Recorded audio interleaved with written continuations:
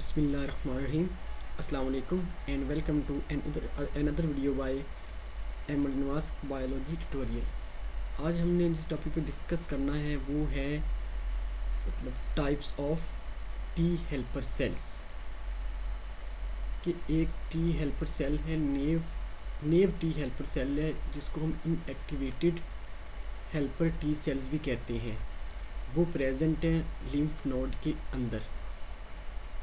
Body के अंदर क्या है, बॉडी के अंदर कोई फॉरेन पार्टिकल आया है, एंटीजन प्रेजेंटिंग सेल ने उसको पकड़ा है, इनगल्फ किया है और इसको पेप्टाइड में चेंज करके क्या किया है, उसको जाके मेजर हिस्टोकम्पैटिबिलिटी कम्प्लेक्स के 2 के ज़रिए एपीसी के सरफेस के ऊपर जाके क्या कर दिया, उसको प्रेजेंट कर दिया।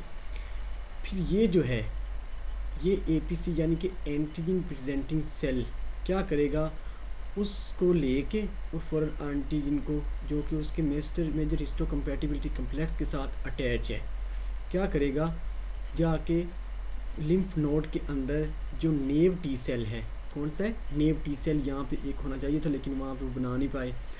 नेव टी सेल के साथ जा करेगा बाइंडिंग करेगा उसके साथ जो भी है उसकी मेजर हिस्टोकम्पैटिबिलिटी कम्प्लेक्स के साथ जो नेव टी सेल का है CD4 प्लस रिसेप्टर वो अटैच होगा। क्या होगा जब ये इंटरेक्शन हो जाएगी तो क्या होगा, एपीसी जो है, एपीसी एंटीजन प्रेजेंटिंग सेल से जो है वो डिफरेंट काइंड के इंटरल्यूकन निकलेंगे यानी कि साइटोकाइंस निकलेंगे, जो आगे जितने 3-4 टाइप निकलेंगे वो इस बात को करेंगे कि जो नेव टी सेल है उसने आया कि टी हेल्पर सेल 1 में चेंज होना है, टी हेल्पर सेल 2 में चेंज होना है या टी हेल्पर सेल 1-7 में चेंज होना है। तो मिसाल के तौर पे अब एक जो है एपीसी वो आ गया, उसका इंटरेक्शन हो गया नेव टी सेल के साथ, और इस जब ये नेव टी सेल के ऊपर क्या करेगा, जो एपीसी है वो इंटरल्यूकन 1-2 यानी कि इंटरल्यूकन 12 साइटोकिन रिलीज़ करेगा। जो वो नेव टी सेल है वो जाके मैच्योर हो जाएगा TH1 यानी कि टी हेल्पर सेल 1 के अंदर। क्या हुआ, इस एपीसी ने साइटोकाइन रिलीज़ किया इंटरल्यूकन 1-2 नेव टी सेल के ऊपर, फिर जाके वो नेव टी सेल के अंदर जो रिएक्शंस हुए डिफरेंट काइंड के, उसने उसको मैच्योर कर दिया टी हेल्पर सेल 1 में। अब टी हेल्पर सेल 1 क्या करेगा, वो ये 3-4 काम करेगा। सबसे पहले वो क्या करेगा, वो एक साइटोकाइन रिलीज़ करेगा टी हेल्पर सेल 1 जिसका नाम है इंटरफेरॉन गैमा, IFN गैमा। जो सबसे पहले क्या करेगा, वो मैक्रोफेजेस को एक्टिवेट कर देगा कि वो जो उसकी जो एक्टिविटी है, जो इसका रिस्पेक्टिव काम है, वो क्या करते हैं, मैक्रोफेजेस का जो भी काम होता है वो उसने करना होता है, जैसा कि ईटिंग होती है फॉरेन पार्टिकल की, तो ये वो करेगा।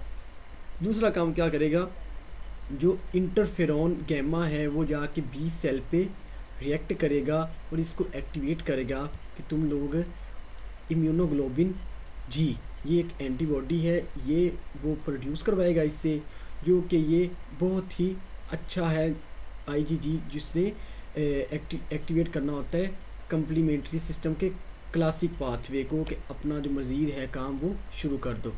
दूसरा काम क्या करेगा, ये जो है IgG ये ऑप्शनलाइजेशन का प्रोसेस करेगा इसी कम्प्लीमेंट पाथवे में, ठीक है। उसके बाद ये क्या करेगा, जो इंटरफेरॉन गैमा है ये साइटोटॉक्सिक टी सेल्स को भी एक्टिवेट करेगा कि तुम जो है वो फला टारगेट सेल को किल कर दो। अब फंक्शन क्या है टी हेल्पर सेल का, ये क्यों ज़रूरी है। टी हेल्पर सेल जो इंट्रासेलुलर माइक्रोब्स होते हैं, यानी कि कोई भी है, मतलब कि इंट्रासेलुलर सेल के अंदर जाके पेनिट्रेशन इन्वेडर कर लेता है, इन्वेडर पेनिट्रेट हो जाता है। उसके बारे में क्या है, कौन कौन से होते हैं, वो वायरस हो सकता है, वो कोई प्रोटीन हो सकती है फॉरेन, वो कोई बैक्टीरिया हो सकता है। ये उसके ख़िलाफ़ जो डिफेंस है उसके ख़िलाफ़ इम्यून रिस्पॉन्स देते हैं। और ये जो टाइप 4 हाइपर सेंसिटिविटी के रिएक्शंस होते हैं ये उसमें बहुत ही अहम किरदार अदा करते हैं।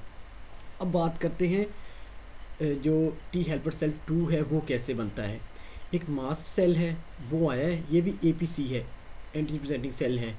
ये नेव टी सेल के साथ इसने नेव टी हेल्पर सेल के साथ इसने अपनी बाइंडिंग की है, इंटरेक्शन किया है, फिर इस मास्ट सेल से इंटरल्यूकन 4 रिलीज़ होगा। वो इंटरल्यूकन जो 4 है वो जो नेव टी हेल्पर सेल है उसको मैच्योर कर देगा टी हेल्पर सेल 2 में। अब जब कि टी हेल्पर सेल 2 मैच्योर हो गया, अब ये क्या करेगा, ये 3-4 किस्म के इंटरल्यूकन साइटोकाइनिन्स रिलीज़ करेगा। फर्स्ट ऑफ ऑल ये क्या करेगा, इंटरल्यूकन 4 रिलीज़ करेगा और जो जाके इंटरेक्ट करेगा बी सेल्स के ऊपर, और ये बी सेल्स के से क्या करवाएगा, उससे एक एंटीबॉडी है जो कि IgE है, इसे कहेगा कि ये तुम प्रोड्यूस करो, और इससे क्या होगा, जो IgE एंटीबॉडीज़ हैं वो प्रोड्यूस होंगी। दूसरा ये काम क्या करेगा, ये इंटरल्यूकिन 5 जो है वो रिलीज़ करेगा, वो जो जाके साइनोफिल्स को, ये एक मैक्रोफेज है, साइनोफिल्स को एक्टिवेट करेगा कि जो तुम अपनी एक्टिविटी है वो स्टार्ट कर दो, कोई इन्वेडर हमारे जो है टेरिटरी में जो बॉडी के अंदर घुस आया है। उसके बाद क्या करेगा, ये एक तीसरा साइटोकाइन रिलीज़ करेगा जो कि है इंटरल्यूकन 1-3।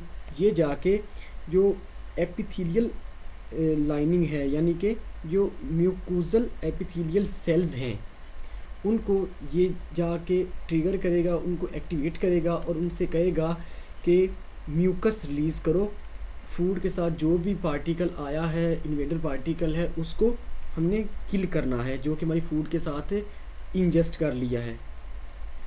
ये काम हो गए। अब इसका फंक्शन क्या है, इनका फंक्शन क्या है, टी हेल्पर सेल का जो मेन फंक्शन है वो क्या करता है, जो एक्स्ट्रा सेलुलर पैरासाइट्स होते हैं, टी हेल्पर सेल क्या करता है, जो एक्स्ट्रा सेलुलर पैरासाइट्स होते हैं उनको ये उनके ख़िलाफ़ क़ुव्वत मुदाफ़ियत बढ़ाता है बॉडी की, उनके ख़िलाफ़ ये इम्यून रिस्पॉन्स शो करता है, ठीक है, इम्यून सिस्टम को उनके मतलब के ख़िलाफ़ यूज़ करता है, अपनी इम्यूनिटी दिखाता है, और ये एलर्जिक रिएक्शंस में भी अपना रोल प्ले करता है, और ये जो टाइप 1 हाइपर सेंसिटिविटी के रिएक्शंस होते हैं उनमें भी ये अपना रोल प्ले करता है।